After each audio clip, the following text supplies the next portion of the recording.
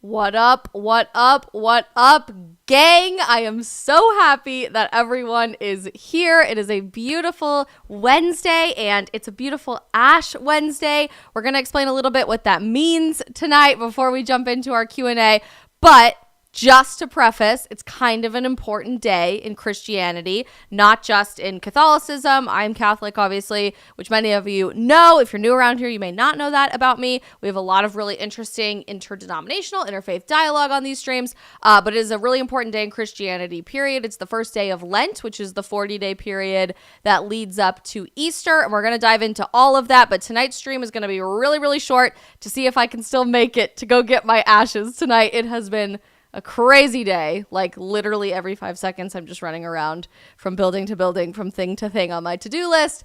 And of course, I wanted to spend some time with you guys tonight, but that is super important for my goals of the day. So hoping to make it over to church before the end of the night. That being said, tonight is going to be a super chill, super fun, really relaxed stream that's very open forum, very open-ended, and is very interactive with all of you guys. So if you're not already active in our live chat, go ahead and pop in there, introduce yourself, let us know where you're watching from. If you are a first-time viewer, it is super fun for us to have you guys in the chat, and tonight the chat is going to be the name of the game for the stream. If you guys are just now jumping on and you clicked on this link, and you're seeing this girl on YouTube or on Facebook or on Twitter or on Rumble or on Getter, and you're like, sorry, who are you? I've never seen you before. Hi, I am Isabel Brown. I am a full-time independent content creator, and every night do these live streams to give you a Gen Z perspective into everything that is going on in the world. I'm currently in Phoenix, Arizona, where I live. It's a blustery, cold day. I don't know if it is that way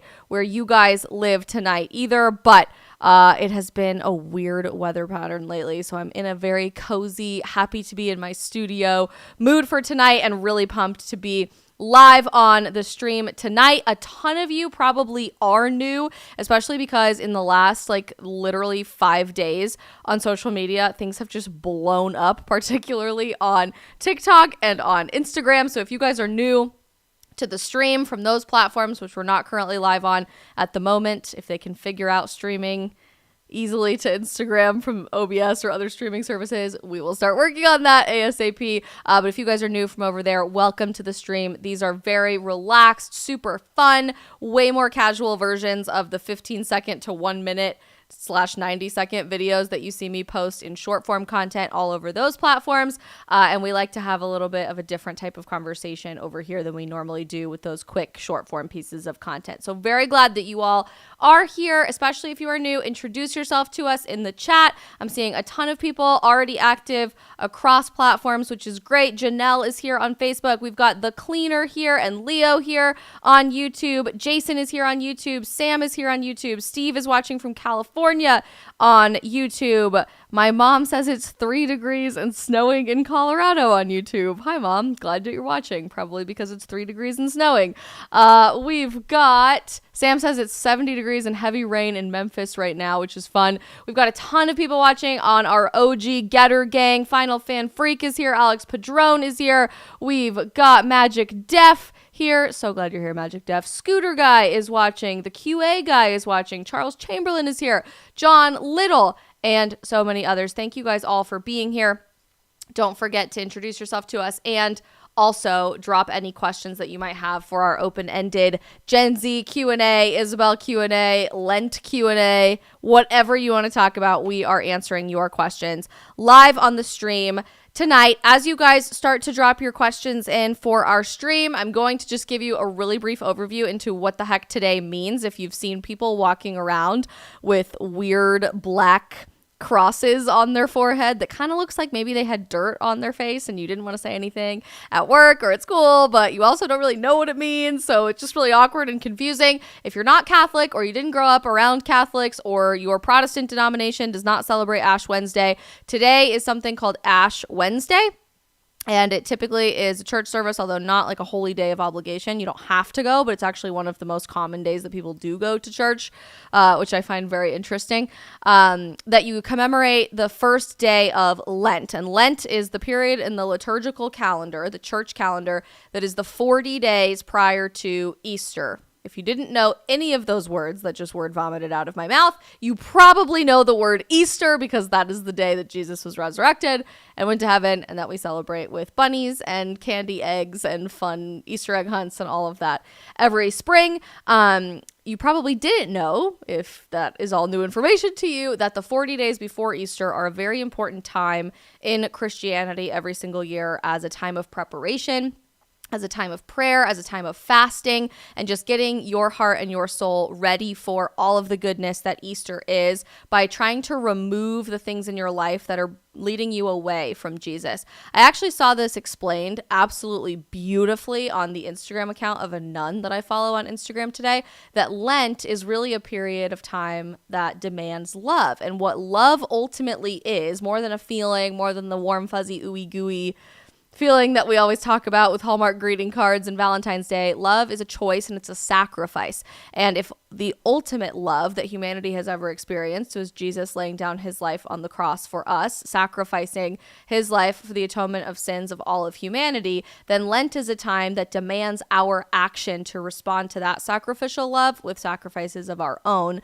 so that we can be closer in that relationship with God. It was a beautiful explanation, but generally speaking, during these 40 days, people have kind of their funny little thing that they give up. So if you ever heard somebody say they're giving up swearing for Lent, or they're giving up Diet Coke for Lent, or they're giving up a glass of wine with dinner for Lent, or chocolate for Lent, generally, the Christian community around the world takes these 40 days to give something up that is a temptation in their life, that is replacing the importance of God in their life, that may be leading them down a path that's not the best version of themselves in their life, to draw closer to God as we prepare to celebrate Easter. It is one of my favorite times of the whole year, every year, which is kind of silly. Like, it seems morbid, I guess, to have Lent in this time of fasting and sacrifice and really intense self-examination be such a favorite time of the year, especially as somebody so young. But I've always just thought it was really beautiful, because it gives us an opportunity to hit the reset button, especially if you have failed on your New Year's resolutions, as most people do, to look at what's going on in your life that isn't creating a holy and beautiful and happy and joyful and peaceful version of yourself. Maybe you aren't taking care of your body physically and you're not treating it the way that it should be. And so you're just tired all the time and you're sluggish and you don't show up for God or the other people in your life. Maybe you don't spend any time at all in the Bible and the Word of God, and that's nagging in the back of your brain every once in a while, and you're realizing that's probably something you should be doing more regularly. Maybe you aren't going to church anymore for whatever reason, especially since COVID. It's been so convenient to just watch it online, but maybe you're really missing that sense of community. Maybe you are swearing out of control or drinking too many glasses of wine with dinner, or way too much Diet Coke. I think I gave up Dr. Pepper for Lent one year, actually, and I never went back now that I think about it. It was for Lent originally that I decided to give it up. But whatever it is in your life that you're realizing is not causing you to be the best version of yourself lately, it's a great opportunity to try to give those things up for a very short period of time, relatively, 40 days. It's like 6 weeks. And then I guarantee you will not recognize yourself on the other end of those 40 days if you're willing to put in the sacrifice to realize who you could become, particularly with your relationship with God. So it's a very special time. If you are not Catholic, or if your Protestant denomination does not celebrate Lent, or even if you are not religious at all and you don't believe in God and you are an atheist, I just want to challenge each and every one of you, and we did this at the end of the stream last night as well, to just look at the areas in your life, spend some time tonight to write down and self-reflect and examine the things that you are going through, that you're facing, that you're realizing are becoming weights that are holding you down in your life, where you could be completely set free from those things. Examine what behaviors you might be able to change, things that you proactively could do, things that you could give up. What sacrifice can you make for the next 40 days?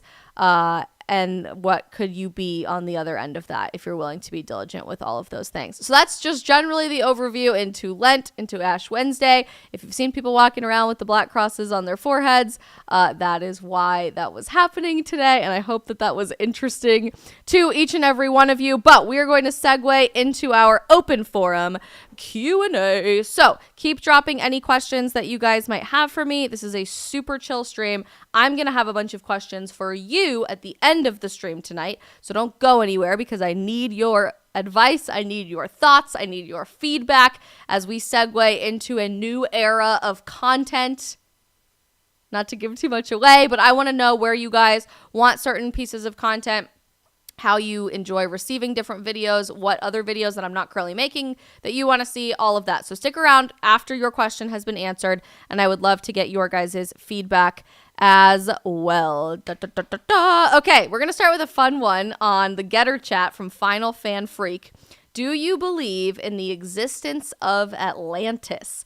Okay, it's so funny that you ask me that because I literally just watched a TikTok video about this a couple of days ago, that in the middle of the Sahara Desert, they've now done all of these archaeological studies about this one particular area that's been excavated, and it's like this giant crater. And there's different rings of rock formations within the giant crater. And based on how archaeologists have believed the city of Atlantis would have been structured, it was all of these rings that were separated by different waterways. And it looks like it really could be in the middle of the Sahara Desert, which is crazy. I think the way that we right now spin the idea of the city of Atlantis is that it would be like buried underwater somewhere or at the bottom of the ocean. But I totally believe it could have existed at one point or another, and it most likely is in this area in the Sahara Desert. Go look it up if you are curious tonight, because it will keep you up at night, and then you should go watch the animated movie of Finding the Lost City of Atlantis, because that movie was unbelievably underrated. They don't make them like that anymore. Whatever happened to the era of Hercules and the Emperor's New Groove and Atlantis and the Road to El Dorado? That was a great one. Now Disney movies are like woke SJW garbage, so that's wildly unfortunate and very sad, but I wish things could be better. Obed PH, Obed PH on Rumble sent us $2 in the chat and says, "Hi Isabel, thank you so much for sending that. You have no idea how much all of that means for me. And I'm a totally independent content creator. I don't get paid to do any of these streams. So your guys' financial contribution and support, and even just hitting the follow button or the subscribe button on whatever platform you are watching on right now literally means the world to me. Thank you so, so much." Obed PH is asking on Rumble, what do you think about the chips war that Biden is doing? I'm not entirely sure exactly what you're referring to, so if you want to give me any background information, the chips war. You guys might know. Drop your thoughts in the chat too. I will say this. President Joe Biden, for being the person who on day one of his presidency promised that he was going to be giving us a peaceful and a secure and a unified time, both domestically and abroad, sure has gotten us into plenty of pickles since he took office. I have never seen our country more divided than it is right now, and it is so frustrating to be gaslit by these people that we've never had better world peace, that we've never been in better cooperation with every country around the world, that we've never been more unified as a country. That's bullshit. Sorry to swear. That's clearly not what I'm giving up for Lent. But are you serious? Is anybody actually falling for this anymore? Because unlike Biden continuing to fall up the stairs, I think the American people are done falling for this crap. We know better, and it's unbelievably frustrating to see our president walking the streets of Kyiv in Ukraine with President Zelensky promising to pay the pensions of Ukrainian citizens with American taxpayer dollars, to give another $500 million in support and equipment and whatever else another country needs to fight their war, when we literally can't even afford eggs at home, when we're probably about to experience a 2008 style housing market crash in literally just a few months. Like, we're on the precipice of that. When Generation Z is experiencing the biggest single mental health crisis a generation has experienced ever. When we've never been more politically divided, where if you say the wrong thing, your entire existence is wiped off the digital face of the earth almost overnight. But don't worry, in 6 months, NBC News will report anything that you said that was tinfoil hat conspiracy theory crazy as headline news. Clearly, you just struck a chord with me. But I don't know where we go from here with this leadership. and still have any faith and security in our systems of government. I don't. And just so you know, I'm equally as passionate and fired up and critical of our United States Congress. Let's jump back over. Let's look in our other chat. Oh, Anil has a great question for us on Facebook. How do we make sure our little daughter has a role model like you? Anil, you're going to make me cry. First and foremost, that is very, very sweet. And I want you guys to know I am very grateful for all of your support, but I'm not perfect. So don't ever think that I don't mess up and do the wrong thing and say the wrong thing, because I'm just a human being just like everybody else. And I think we tend to put public figures and commentators and content creators that we follow on this pedestal where they are this like archetype or icon of somebody to emulate. And that is very sweet and can definitely be successful. I have so many role models that I have looked up to, but I tend to want to help people mentor other people than be role models for them, because I think in our society today, to influence someone, I call myself a content creator, not an influencer, but to influence someone is a really big responsibility. And I think way more often than not, we treat these people that we follow as like infallible almost, and it's absolutely crazy. So to answer your question, which is very, very sweet, sorry, I'm getting like a zillion notifications all at the same time, my brain is all over the place. To answer your very sweet question, how do we make sure our little daughter has a role model like you? Number one, be willing to talk to her like an adult when she's a child. One of my all-time favorite things that my parents did for me when I was growing up, and maybe it's because they were Catholic lawyers, so they forced their children to participate in adult conversations, was that we never had a kids table when I was growing up. At every family dinner, at every family Thanksgiving, at holidays, at the State of the Union, we were expected to hold our own in conversations with adults about the things that were going on in the world, and we were at least expected to try to understand it. By the time we got to high school, my parents forced me to participate in competitive speech and debate, which I was unbelievably mortified by for about 5 weeks, because I already had no friends in high school and was the odd kid out and was just kind of the odd duck, to be honest. And that was social suicide on top of already having no friends. But then I realized once I started trying in competitive speech and debate, I probably could be really good at it. So I might as well just give it a try.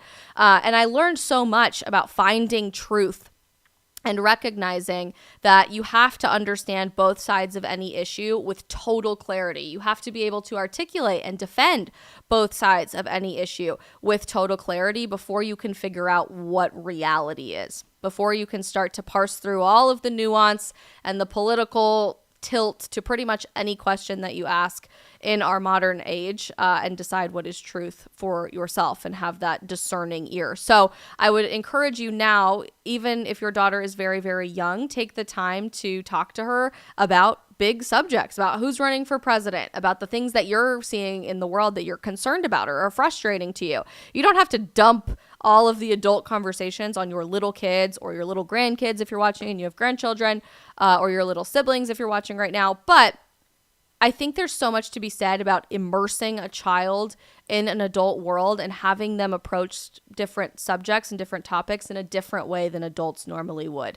Interestingly, their built-in curiosity often leaves them more hungry for those type of conversations than other adults in your life might be. So thank you so much for your sweet question, Anil, and I'm very happy that you look to me as a role model for your little daughter. Big Time James 86 on YouTube also just donated to us. Thank you so much, Big Time James. And you sent us the Hana emoji, so thank you so much. You are so sweet, and I appreciate your support. Scrolling back through to make sure I'm not missing any questions on here. Sam has a great question for us on YouTube. When it comes to assumed stereotypes about Gen Z from older generations, what's something they get right and something they get wrong? Oh yeah, let's just stretch it out before we go here. First and foremost, let me say this is an open dialogue community, okay? If you don't like something that I say prior to me saying it, drop your thoughts about it in the chat. But I have a lot of opinions on this very subject because I think people have a very strict, rigid, preconceived notion and viewpoint of what Gen Z believes, of who we are, of what we're passionate about. And it's not even remotely close to the truth. For whatever reason, our society today, not just conservatives, not just liberals, not just politicians, not just cultural figures, our society is simultaneously telling my generation that A, we are the future, and that's great, but also B, we are the dumbest, most ignorant, laziest, most apathetic generation ever to exist. And that could not be farther from the truth. So to answer your second question first, something that they get wrong, the biggest lie that I see about Generation Z is that we don't care, that we're lazy, we're apathetic, we don't want to be a part of the solution to the problems that are plaguing the world we live in, and B, that we're dumb, that we're stupid.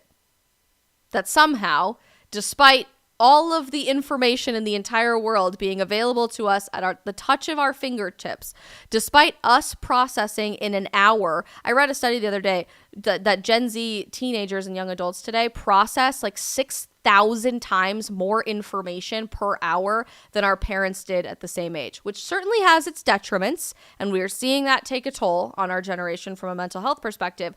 But to say that Gen Z is dumb or that we as a generation are stupid or uneducated is just blatantly false information. There has never been a better educated generation in human history, with more advanced degrees, with more access to all the information in the history of the universe, and with the work smarter, not harder mentality. Gen Z is different from generations who came before us, and we approach problem solving differently, but that doesn't make us dumb. For example, in the last several years, as all of our education and most of our jobs has been shoved behind a screen through Zoom or Microsoft Teams or graduating via FaceTime from our high schools and colleges and even grad schools. I graduated on Zoom from my grad program at Georgetown. And let me tell you, it was the hardest program of my life academically for about 7 months. And then it became the easiest thing that I ever did for about 2.5 months until I graduated. We've realized the value in how we've done things in the last several decades may no longer exist for several different pillars of society, liberal arts 4-year degrees being one of those things. You're seeing Gen Z start to enroll in significantly lower numbers to get their degree in English or art history or creative writing or even communications or marketing or business, because that time could be much better spent starting their own business, working in a corporate office to get actual experience, enlisting in the military, doing something different than what society would deem as successful, and therefore getting labeled as dumb or stupid or uneducated or misguided. But in reality, they're putting those talents towards all of the right things. 62% of my generation has already or indicates that they are in the process of starting their own business. 62%. We're not getting a pointless 4-year degree from somebody who's probably just going to indoctrinate us and shove woke ideology down our throat instead of challenge our perspectives, which is what colleges and universities are supposed to be all about.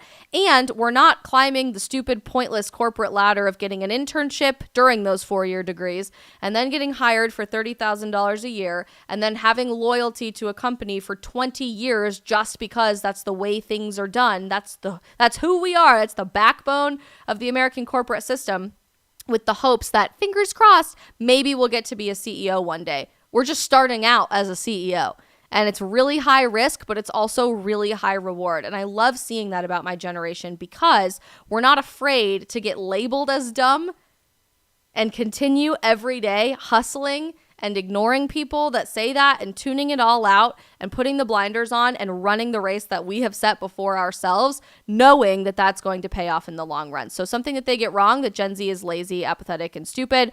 We just do things differently. From a lazy political perspective, by the way, you cannot argue that Generation Z does not care. We are the most civically engaged young generation in history. In high school, we are starting March for Our Lives, agree with it or not.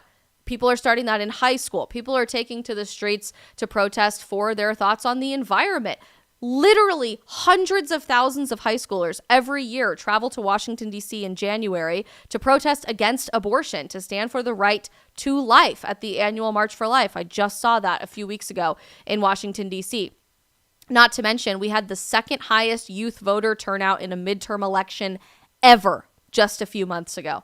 We're not lazy, we're not apathetic, and we're not stupid. Something that generally society does get right about Generation Z is that we are a feelings generation. But that's not necessarily a bad thing. I think most people that I spend a lot of time interacting with as a conservative content creator and being so outspoken about my political beliefs in the last several years have looked at feelings as the enemy, right? We were the facts don't care about your feelings movement. Feelings are just manipulative tools that are going to take over your life and suck you into woke leftist insanity. But I don't think feelings have to be that way. Feelings are a tool, but they're being used for the wrong reasons more often than not today. Generation Z has been raised in the social emotional learning reality of education. I don't know if you've heard your children take SEL classes or if you had to take SEL classes in high school or in college. We have approached every problem from an empathy, feelings first perspective ever since I can remember. In my entire educational background, in the way that we handle problems politically as a generation, in the weird conversations that we like to have with our friends, like we are a feelings generation because that's how we were raised, and I think is a response to all of the insanity we've dealt with as kids, from 9/11 with our birth and our infancy and our toddler years, through the era of school shootings and the war on terror, through COVID, completely turning the world upside down. It's no wonder we have a lot of feelings because there's a lot going on and it's difficult for us to process those things. And so we are an empathy-driven, feelings-first generation. But I think more and more people are starting to realize feelings can be used as a vehicle to communicate traditional values in a new way. If you really care, if you really feel for women in crisis pregnancies, for example, you shouldn't want them to undergo an abortion. Here are all of the facts that prove that that is only going to lead to a more devastating outcome for that woman, not to mention the death of the child. So if you really care about wanting to help women, help them be pro-life. If you really care about lifting these people out of poverty and ending homelessness, here's why you should support a free market or capitalism, because it has lifted more people out of poverty than any system in history. If you really care about the environment, let's look at the very extensive history of the conservative policy leaders that have changed the way that we view conservation and the National Park Service and public lands, from Abraham Lincoln to Teddy Roosevelt to Richard Nixon, who started the EPA, by the way. That was a Republican president. And it's consistently been these conservative leaders continuing to carry that torch of innovation for green energy. If you really care about the environment, here's how you do that in a meaningful way. We have neglected feelings for so long, especially with young people, because that's a tool of the communists. And that is a really dangerous, apathetic way to approach that conversation, because we could be changing minds every single day using feelings for good instead. Wow, that was a really long answer, so thank you for your question, Sam. Clearly, I have found my life calling in talking. It is 6:35 already. There's literally no way that I make it to get my ashes. Rip, that's okay. It's totally fine. Keep dropping those questions in the chat. I'm going to keep screening through here. SC Mountains has a great question on Getter. Isabel, what are your thoughts on how technology changes creativity and how it manifested for Generation Z? I'm going to start with the second half of your question first, SC Mountains. And by the way, thank you for always being here. You are one of the greats who is always here helping to support us. We're going to jump to Rumble for our next question. So drop your questions on Rumble if you guys have any.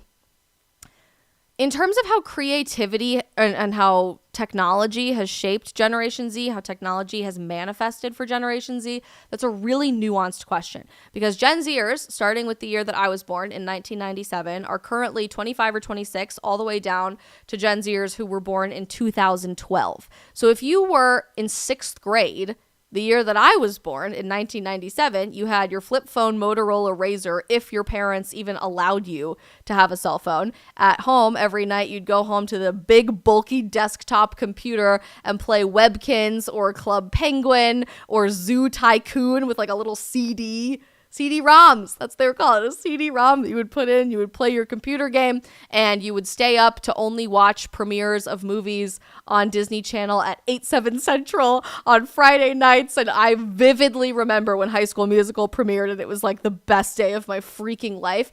That's how technology was manifesting for me. And it changed so substantially that by the time I graduated from high school, we had mandatory iPads in high school where we were learning things through tablets in real time. And then by the time I graduated from college, we literally had immersive VR human gross anatomy labs where we could pull out an organ wearing the big VR goggles from a cadaver and manipulate it and see it from 360-degree perspective and then put it back. And that's just me. If you look at my two younger sisters, one will be 23 next week, which is insane. That made me feel 100 years old. And one will be 21 in September. My baby sister, who has a 5-year age gap from me, probably doesn't really remember a time with VHS. She might, vaguely, but she remembers the time of Netflix and iPod touches, like iPods that looked like this, not the big brick bulks that you used your thumb and you went around in a circle. She played on a Wii where we played Game Boys, those big bulky things. And so technology has just erupted and innovation has erupted so substantially, so quickly for Gen Z that it forces us to adapt very quickly, but it's also caused this like massive dichotomy between the first half of our generation and the second half of our generation, one who remembers a time before technology, and one who, unfortunately, coming into adulthood now, everything is technology. For people my sister's age at 20, 21 years old, the last few years have meant everything was behind a screen. Everything. Their high school graduation, their start to college, their romantic relationships through dating apps, their sexual experiences through pornography, which I know is difficult to hear, but is very, very normal. And Gen Z is exposed to that quite literally thousands of times every single second, way more than you can possibly wrap your head around because of technology. Our family gatherings from COVID happened through a screen. So technology has defined every single part of our lives, which is really intimidating and scary and has opened up this whole world of a dystopian reality that is difficult for us to wrap our heads around, from ChatGPT AI passing medical bar exams and Amazon warehouses completely being run by robots and replacing human jobs. I mean, we're literally 3D printing human organs. We live in a crazy time, but at the same time, it's also been incredible because it's opened up this whole new avenue for creativity. So SC Mountains, to answer the first part of your question, how technology changes creativity, I think genuinely, as opposed to previous generations that may have believed anything is possible, like quite literally I can accomplish anything, and that's how we achieved the invention of electricity and the invention of the light bulb and the first airplane, quite literally nothing is off limits for Generation Z because of technology. When I say we are literally 3D printing human organs for transplants so that we don't have to deal with transplant waiting lists, like we are currently doing that. Ethical or not, we are currently doing that. We are talking about futures, maybe even within my lifetime, where we would go colonize another planet and go figure out how to live on another planet. Forget just going to space or going to the moon, which happened within our parents' lifetime. Anything is possible. The artificial intelligence that was this crazy out of this world could never happen idea from a Marvel movie when I was in high school now exists on my computer screen. And it continues to go faster and faster and faster and faster and faster every single day. And so I think it's been really positive from a creativity perspective, but obviously has to come with some responsibility. And that's why it's important to keep our feet on the ground just a little bit, knowing that it could be used for good or it could be used for bad. Dun, dun, dun. Alex Padron has an interesting question that I don't know a lot about, so I'm going to have to research this on Rumble. Thanks for being here, Alex. Thoughts on conservatives going after Matt Walsh after his take on Dylan Mulvaney? I actually haven't seen Matt's take on Dylan Mulvaney. If you guys are not familiar with Dylan Mulvaney, this is a trans woman, so biological male, who now identifies as a female on TikTok, who has, I'm actually not sure what Dylan's current following is. It grows by like hundreds of thousands, quite literally every day. So let's look. 10.7 million followers on TikTok, and has revolutionized this new content strategy for gender identity influencers, which is a whole aspect of the internet we'll dive into another time, called Day Blank of Girlhood. So when Dylan decided Dylan wanted to go by she pronouns and be a girl, All these videos are like day 1 of being a girl, day 20 of being a girl. We are rapidly approaching day 365 of being a girl. I don't even want to do the math on what day I'm on of being a girl, but these videos are odd and frustrating and really have sparked a debate on the internet about what womanhood is, what is a woman. So I'm really interested to know, Alex, what Matt Walsh's take on Dylan Mulvaney was, and I'm going to have to go research that. I'll probably do a video about that tomorrow, actually. So come back and I will have a great answer for you tomorrow. Let's jump back over to Facebook and YouTube. BYN7 on YouTube says, is college still helping us have the knowledge to be able to start a company, like getting an engineering degree to start a tech company? Kind of a nuanced question. I will say an engineering degree, if you want to start a tech company, it makes a lot of sense. You should probably go. But if you're going to college to study business and entrepreneurship, don't. If you're going to college to get a STEM degree, I studied biomedical sciences. I thought I wanted to be a doctor. If you're going to college for ag sciences or ranch management, which was a huge aspect agriculturally of my college in Colorado, great, go. If you're going to be an engineer, fantastic, go. If you're going because you have to get an undergraduate degree to go to law school, great, go. Otherwise, probably doesn't make a lot of sense for you.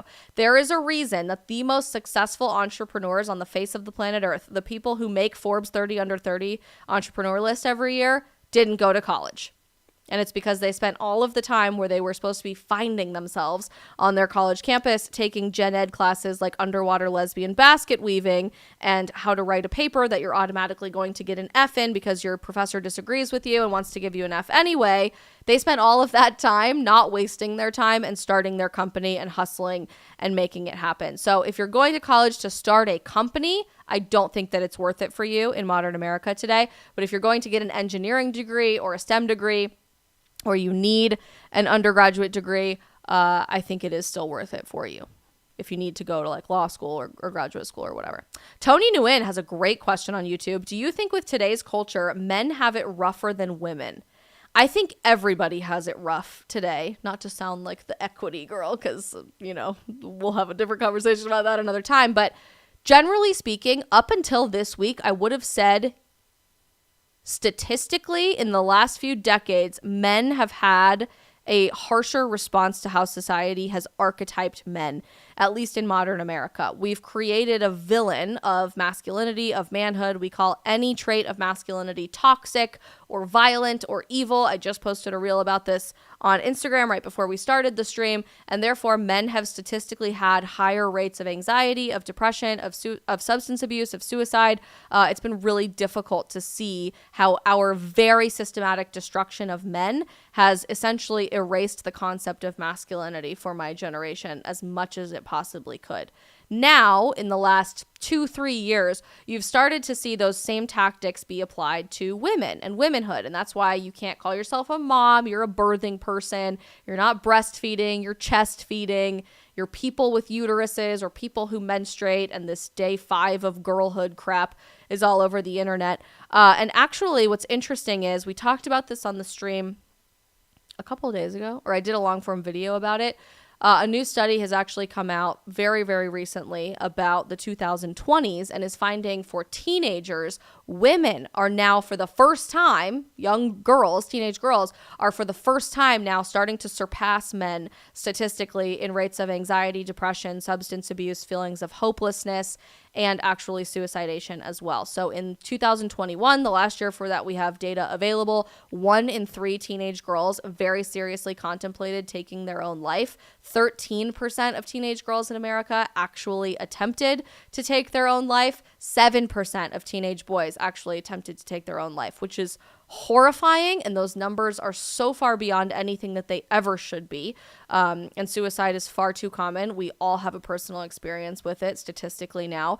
But could you imagine ever, up until this point, a time where 1 in 3 high school girls genuinely thought seriously, maybe I should take my own life? 33%. 1 in 3 is one of me and my 2 sisters. Statistically, 1 in 3.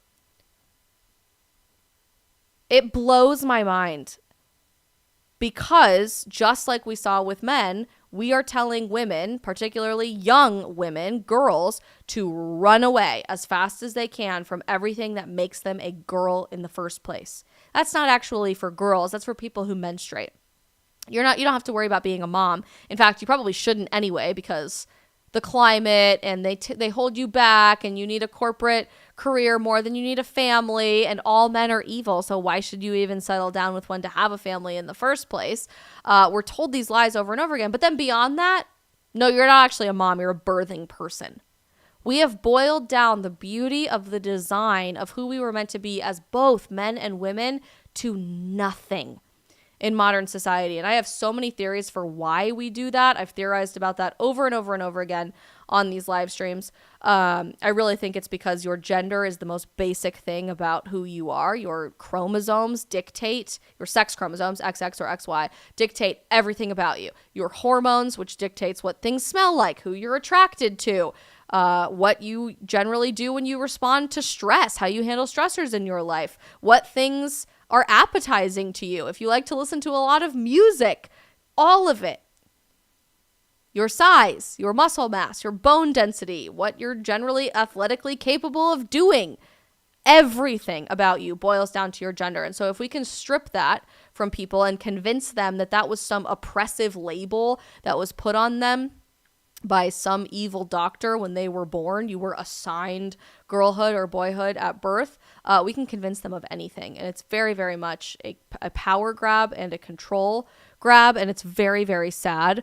So I think they both have it unbelievably rough. I couldn't tell you which has it worse today. It's horrifying, and I hate that that is a reality that we live with today, but that is the reality we do live with today in 2023. And regardless of young men, young women, anybody, Gen Z deserves better. People deserve better. And every other generation deserves better too, which is why we are here on these live streams, telling the truth and challenging the narrative. Brown Brick Films just donated $2 to us in the YouTube Super Chat. Thank you so much. That means the absolute world to me. Howdy, fellow Brown. I'm sure we're family somehow. Keep up the good fight. Thank you so much for being here. Brown Brick Films. Very, very grateful for you. Let's jump over to Getter. I'm going to take one more question from each of our platforms if you guys want to keep dropping some questions in our chat. And then we're going to segue into me asking you some questions. We've had some really, really good ones tonight. Thank you guys so much for being here. All right, I'm scrolling. I got to make sure I see them all. You guys are dropping a ton of questions in here. Wow, Getter, you guys are very talky today. Very chatty. Final Fan Freak. I know I already got one of your questions, but you have another great one. Good stuff. How does Gen Z filter left-wing bias? With immense difficulty, I will tell you that. We don't have a filter for that built into the natural order of our life. Virtually every single pillar of modern American culture and society is run by the left. It's run by the left wing, whether you want to call that a political wing or a cultural wing. Education at every single level, from anti-racist baby and feminist baby and the gay BC picture books being read to you in daycare, all the way up through medical school with Columbia University's new Hippocratic Oath. Yeah, we'll talk about that this week. Stay tuned for that on a stream because I have a lot of thoughts as somebody who wanted to go to medical school and has the degree for it. Barf. Education, completely controlled by the left, culturally and politically. Politics, right now, whether you want to admit it, completely controlled by the left, culturally and politically. Even those areas where right-wing politicians are currently in power. As a whole, American politics has been controlled by the left for a very, very long time, with a super short blip on the radar that we all love and miss very, very much. Entertainment, completely controlled by the American left, both politically and culturally. Art, completely controlled by the American left, both politically and culturally. Do you see where I'm going with this? And we could keep going. Even the church, sadly, today is completely controlled by the political left.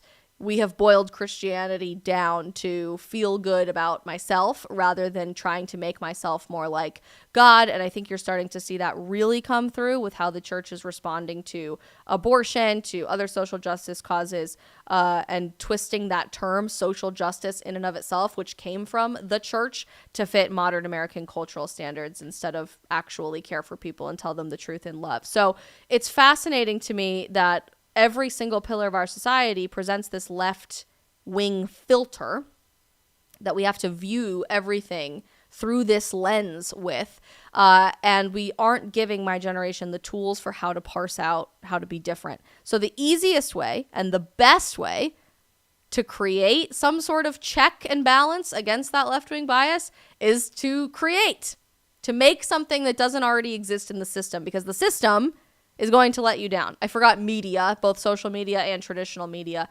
Huge aspect that is all completely controlled by the left, both culturally and politically. I decided to do something about that. That's why I've made my career and my passion and what I do every day this, even when it is really, really difficult. And sometimes it would have been way easier for me to just keep my head down and go to medical school and probably be graduating right now and be a doctor. But I realized if I don't do it, I don't know who else is going to keep doing it. And there's a very small handful of us that made that sacrifice. I pray and hope every day that other people will make that sacrifice as well, because it's never been more important for us to get up and tell people the truth every single day. And so that is what I'm doing. I'm doing what I can to participate in that check against that bias. But the best advice I have for people, especially in high school and in college, who ask me, where can I go to find just any factual information these days, is independent creators. Listen to people on live streams, listen to their podcasts, listen to their social media feeds. I think of people like Dave Rubin, who every single day tells you the news, the same information that the news would tell you at the national level, but with an honest perspective. And what's so interesting is I think we avoided independent journalism and independent creators for a very long time because we didn't trust that that was verified information. I trust an individual sitting in the spare bedroom of their apartment, not filtered, not reading a teleprompter, not trying to sell you on any agenda, just reacting to things and providing my commentary. I, as a consumer, trust that so much more than turning on the news or going to a radio program or reading a newspaper or really anything that I'm seeing on Twitter as like a headline or anything. The whole trust but verify idea that has built this conglomerate of the biggest voices in media and news, it's got to go, because I trust the person that I'm sitting there talking to, having a real conversation with in a chat, so much more than any of the people reading scripted lines to me off of a teleprompter that historically we've trusted for several decades. And I think Gen Z is really responding well to that. That's why I get to do what I do. People get to, follow me and listen to what I say. I consume information just like this and content just like this from people that I trust. People are doing it on the left as well. I think of Hassan Piker, who is a genius. I'm sure we disagree with a million different things, but he has perfected this version of providing information and delivering news to people through live streaming in a very unbiased, biased ourselves, but we're not trying to sell you on an agenda. We're just telling you what we think way. And I think that's really beautiful. So regardless of whether or not people agree with you, Gen Z seems to be really gravitating towards that idea. Jason Kilmer in our YouTube chat just donated in the super chat. Thank you so much. I am so grateful for you. You're saying keep it up. Very, very grateful for you. Jason, we have another question on YouTube from someone. Ooh, so cryptic. What are your thoughts on agnostics, or people who aren't religious but spiritual?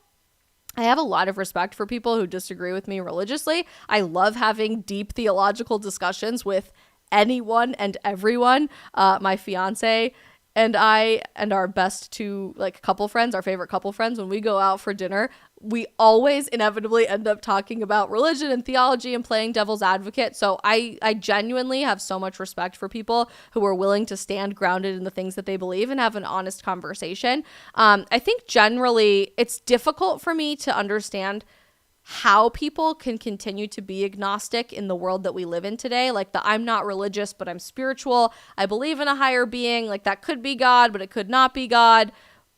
But I'm not an atheist, but I don't really believe that's God. I don't think that's God necessarily. That's a really difficult sort of middle ground position for me to wrap my head around in the 2020s, especially because you're starting to see the quiet part being said out loud so often in society. Like, we are literally living in a time where people are having sexual conversations with your kids in kindergarten. The Grammys are like satanic worship moments that they're openly admitting. Like, they're saying this to you up front. All of your favorite singers on the radio are putting out music videos lap dancing on Satan or in bondage gear as like a slutty nun. The whole thing is so weird and is very, very bizarre. And at the same time, you're starting to see the people who stand firm in their faith just continuously vilified and attacked and pointed at as the other and segregated from society and canceled, so much so to the point that even just out of basic human curiosity, if I didn't know anything about my faith, if I didn't believe anything religiously, the way that my brain is wired, when I'm seeing a group of people consistently attacked at every angle, and I'm seeing this other group of people get away with literally hell on earth, something's not adding up here, and something about this attacked group is probably right. That's how my brain generally tends to work. Maybe that makes me a conspiracy theorist. I don't know. But that's just kind of where I'm at. So I think generally agnostics are almost there and are very, very close to getting it. But I think it's a really middle ground position to take in 2023. Just because there's so much blatant evil in the world. And I think it would be really powerful to see a lot of those people lean into embracing faith. Jump into the deep end, baby. It's a good place to be. All right, let's check Rumble for any last questions.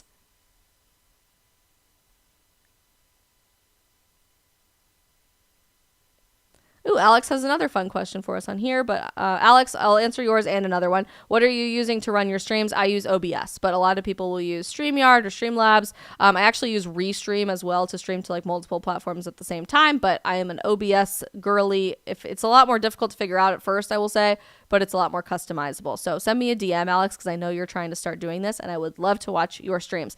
Emerson on Rumble has a question. How long did it take for you to get your bachelor's degree, Isabel? I got my bachelor's degree between 2015 and 2019, so 4 years. I studied biomedical sciences, basically pre-med. The entire pre-med curriculum was my degree. I took classes like cancer biology and human gross anatomy and microbio and OChem 3 times, which is really embarrassing and probably is a sign that I was not meant to be a chemist, but that's okay. My sister was that girl, by the way, who got like 175% on every single exam and ruined the curve. So she's going to medical school in the fall, needless to say, and I am not. So I did my bachelor's degree in 4 years, like the normal time that people would get their bachelor's degree, from 2015 to 2019, graduated in 2019, and then I did my master's degree in biomedical sciences, policy, and advocacy, BSPA, it's a mouthful, from Georgetown University in DC from 2019 to 2020. Sadly, had to graduate on Zoom, which is VV sad.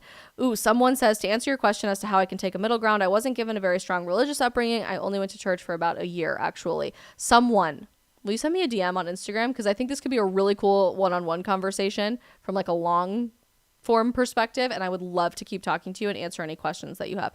You said, when I learned about all the other religions that are out there and that have existed at one point, I got really confused, so I stuck with agnosticism for the longest time because it made the most sense to me. Totally respect that. Totally understand that. And I also realize, like, the world we live in today, you can't automatically assume people have even been exposed to religion really at all in terms of an in-depth experience. I was very fortunate to be raised in a religious perspective and then had to figure all of that out for myself if that was really true.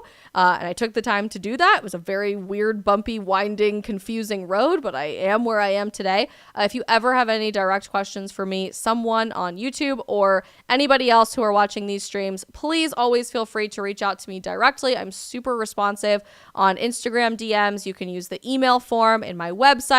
Pretty much any platform that you can contact me, I will be there to answer your guys' direct questions or have a great conversation with each and every one of you. Okay, I got a few questions for you before you leave, so don't go anywhere, everybody that's watching across platforms. I have some questions regarding content in 2023. We are shaking things up a little bit this year, obviously, as you know. We're going full into the deep end of independent content creation, which is really overwhelming and high risk, high reward from my end, but I'm really excited about it and genuinely have so many different plans for everything that you are going to experience in the next few months. So buckle the freak up because it's going to be very, very fun. We do these live streams as like overarching commentary on everything that's going on in the world every night. So we'll react to trending news or an internet fad or funny TikTok videos or a crazy important viral story that had just come out that day or even just open forum Q&As. But I would really like to start doing more nuanced, like mini series about certain topics, one of which is dating and relationships, which I did a podcast on for several months last year. That got enveloped into these live streams in the last several months, but I kind of want to parse it back out as its own thing again, especially after being engaged in December and now walking through this season preparing for marriage. I just think Gen Z in particular could really resonate with this type of content, and you guys probably all would agree with that. You guys love when we do dating themed live streams, and we'll continue to do that. But is a dating series something that you would watch separate from these live streams? And is that something that you would watch as part of a subscription package? And before you answer the subscription package question, I kind of want to do multiple of these little mini series. We could do Bible studies, we could do book clubs, literally anything that you guys want to talk about, creator tips, how I can help you guys figure out how to do what I do every day. Is that something that you would feel comfortable paying a few dollars a month for as part of a subscription package? And do you like the idea of bringing back the dating series? Drop your thoughts in the chat. I know there's a bit of a lull. I'll drink my blood orange juice. I'm so spicy, so fun. It's not a cocktail. It's $3 Trader Joe's blood orange juice. So we're living large on a Tuesday.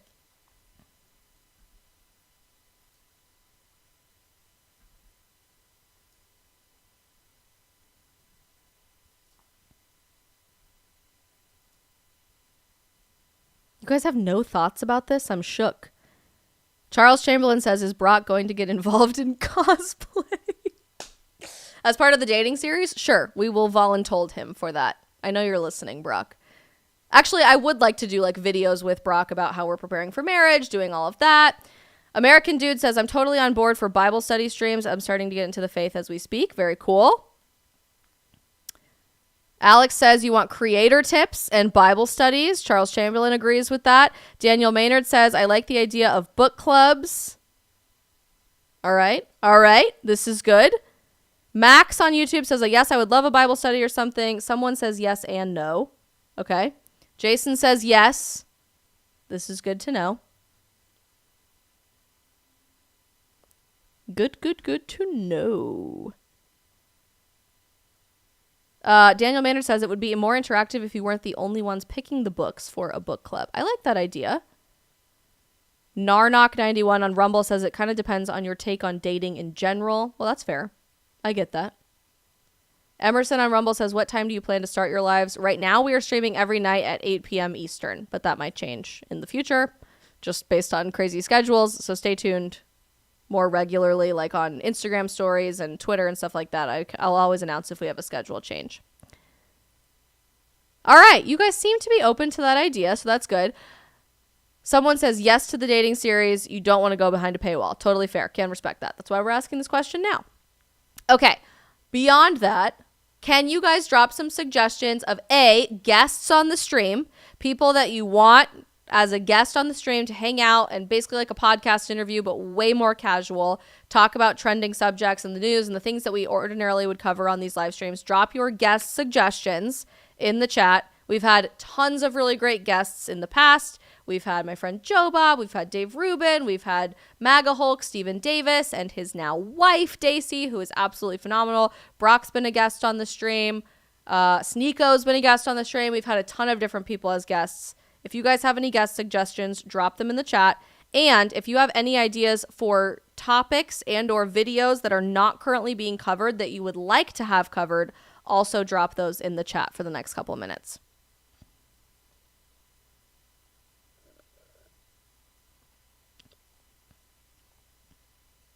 Tony Nguyen says, what if we did both? A faith-based dating series, perhaps. This emoji. All right. I hear you.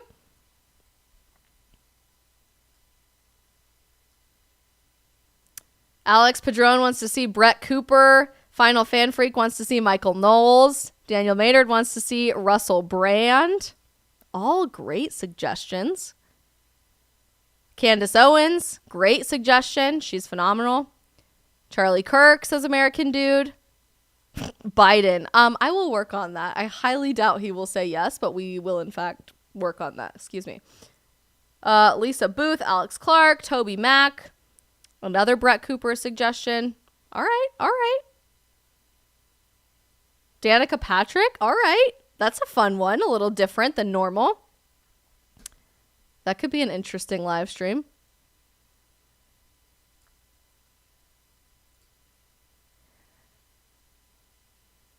We've got somebody who donated to us on Rumble. Thank you so much. You should have Tony Peck, creator of the hit controversial cartoon There Goes the Neighborhood. I will definitely look into that. Thank you so much. Very grateful for all of you guys donating in our super chat as well. Thank you so much. Tulsi Gabbard is hey exclamation point. Hi, hey exclamation point. You're the best. Tulsi Gabbard is a great suggestion. Jordan Peterson, great suggestion. You guys are saying I should offer to let Joe Biden smell my hair and then maybe he'll be on the live stream. Michaela Peterson, great suggestion. Tucker Carlson, another Tulsi. Someone says, can it be anyone? Yes, nominate anybody. Anybody that you want as a guest. Drop it in the chat. Lots of Brett Cooper stuff in here. We love that. All right. I hear you guys loud and clear. These are some really good suggestions. Thank you. Genuinely. You're getting my brain going here. We want to give you what you want. We give the people what they want on these live streams. Greg Gutfeld, great suggestion. All right. I'll leave the chat open for a little while so that you guys can keep dropping any suggestions, any feedback, any subjects that you really want to see covered that maybe we haven't covered in the past. Seeing them still come through. But I'm really grateful for your guys' feedback, and especially if you guys donated in the super chats. I haven't even announced that those were open. So the fact that you found them, thank you from the bottom of my heart. I never expect these to be paid or have financial compensation whatsoever. It's totally free for you guys to watch these streams, but genuinely means the world to me. Quite literally every penny makes such a difference because I am an independent creator. So thank you for helping to make my dream a possibility, and to get these really important subjects out there to Generation Z, to challenge the narrative, to tell the truth to the next generation. It's an uphill battle for sure, but it's one worth fighting, and one that I certainly am not going to stop fighting anytime soon. As you guys start doing, Charles Chamberlain says Chris Hemsworth. Yes, that would be amazing. Babe, he probably can't hear me. My boyfriend, or what? Not even boyfriend. Wow, why do I keep doing that? Why does my brain do that? If anybody who has gotten engaged ever or married can tell me why your brain immediately goes boyfriend when it's your fiance, months later, please help psychologically. My fiance would agree. Chris Hemsworth would be awesome. Anyway, all of that to be said, where were we going with this? You guys, you confused me. Chris Hemsworth was just the biggest wrench in where I was going with this entire subject. Oh, do me a favor, and even if you didn't donate or anything, I'm so grateful that each and every one of you guys are here. This would not be possible if I was just speaking into the void and nobody was actually watching. So very grateful for you taking some time, even if it was just a few minutes out of your night, to join us on the stream. Do me a huge favor, hit that subscribe button, hit that follow button, whatever platform you are on. It is totally free to follow me and get a notification every single time that I do go live or post a video, to have things pop up a little bit more often. And just to get this out to more people. So it takes literally half a second. Hit that subscribe button, hit that follow button if you're watching on any of our other platforms outside of YouTube. Feel free to keep dropping all of your suggestions for future guests, future subjects, any of that in our live chat. I read every single one of your comments that come through in these live chats genuinely before we wrap things up, and I could not be more grateful for each and every one of you. Thank you so much. Jacinta, just joined us on YouTube, my sweet friend. Hi! I hope you're enjoying New York City. Way to live your dream, girl. If you guys are watching tonight, thank you. I will be praying for you as you start this amazing season of Lent. Even if you are not Christian, again, challenge you for the next 40 days to evaluate areas in your life where you're not being the best version of yourself and things that you can fast from or abstain from and take out of your life, or things that you can do proactively to change your life for the better. If we all do this for the next 40 days, genuinely, we will not recognize who we are in 6 weeks. And I'm so excited to be on this journey with each and every one of you. Lots of news to come about the questions I had for all of you in terms of what is next for content, and some more fun surprises that I have up my sleeve this year as an independent creator. So stay tuned for all of that. Be good people. Tell the truth in the world. I love each and every one of you, and I will see you tomorrow at 8 p.m. Eastern. Have a great night, you guys. God bless you.